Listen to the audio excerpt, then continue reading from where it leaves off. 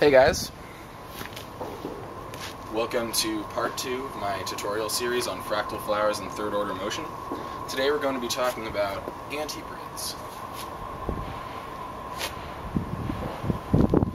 What I refer to as an antibrid, there are different things you can think of it as, but I'm talking about a hybrid in which one hand is doing an anti-spin pattern and the other hand is doing an anti-anti-spin pattern. So an anti-anti-spin pattern would be a pattern in which my hand is tracing a second-order flower. And if you need a refresher on any of the theory behind what makes a pattern third order or any of that, I'm putting a link to part 1 right over here. It might not actually be right over here. I'm not great at editing, but we'll see. So, an important thing to think about when trying to do these patterns is to recognize that there's more than one way to spin a triquetra. This is the way that you're all probably most used to. It's the poi head spinning around my hand spinning around my shoulder. This pattern is formed by 2 points of rotation, which are my hand and my shoulder. But as we learned in the last video on third order motion, is you can have a theoretical third center of rotation somewhere in space around your elbow or your wrist that allows you to trace a triquetra with your hand. So in order to create the triquetra pattern, there have to be 2 points of rotation. So here you could think about my hand rotating around my elbow rotating around my shoulder. So if I were to then keep one poi in extension relative to my hand and do that exact same thing, I would have what I call an anti-extension triquetra. You can do it with more than just a triquetra too. You could do it with a 4-petal, you could do it with a star. But the important thing is when you do that kind of flower, you have a lot more control over the speed of the poi. It's a lot more lofty. You're not stuck in I mean, you can control the speed here, definitely, but when it's in extension relative to your hand, it's very direct. It goes exactly where your hand goes. And when you're trying to follow the poi head with the other hand, this is actually very helpful. So the next step, what you're left, or whichever hand that you want to mix it up with, there's no real right or wrong way for this, but you're going to do an anti-anti-spin triquetra, which we learned about in the last video. So, one hand doing this. So note that the poi are going to be in opposites relative to each other. So, right hand is doing an anti-extension triquetra, and my left hand is going to try and follow the head.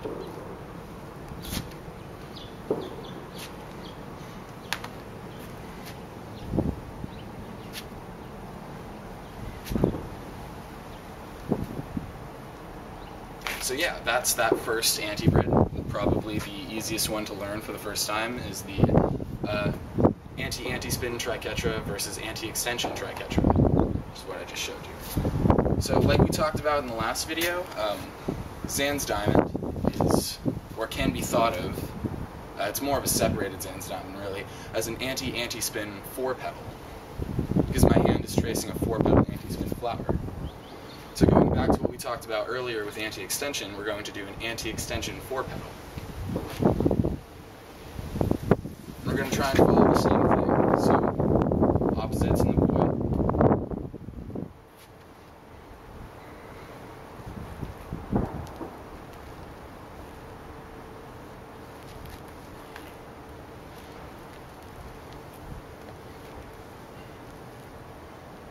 And there we go.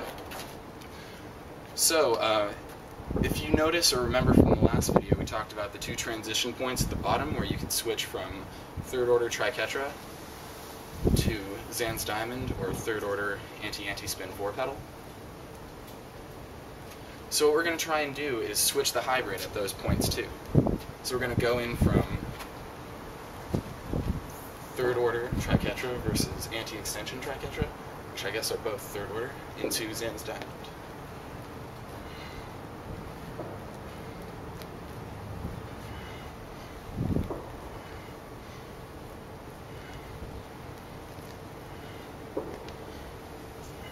Yeah. There's actually a lot of different ways you can perform an antibrid.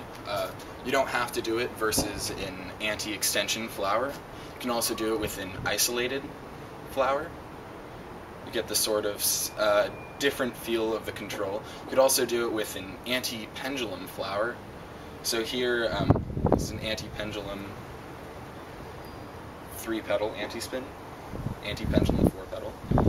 And one that gives a pretty interesting effect if you played it all with continuous plane bending patterns or toroids is spinning a toroid version of the linearized hand path of a second order motion. And what I mean by that is, so right here I'm doing a plane bent version of Zan's diamond. And I'm addressing this area straight in front of me. So if I was thinking about it as a 2D pattern, it would just be Zan's diamond. So if I were to then follow that with Zan's diamond, I would have this.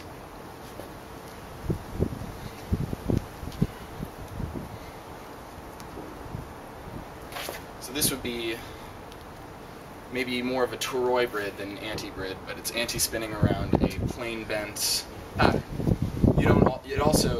You can do a plane bent version of the linearization of a triquetra like this. Follow it like, not like that, follow it like that.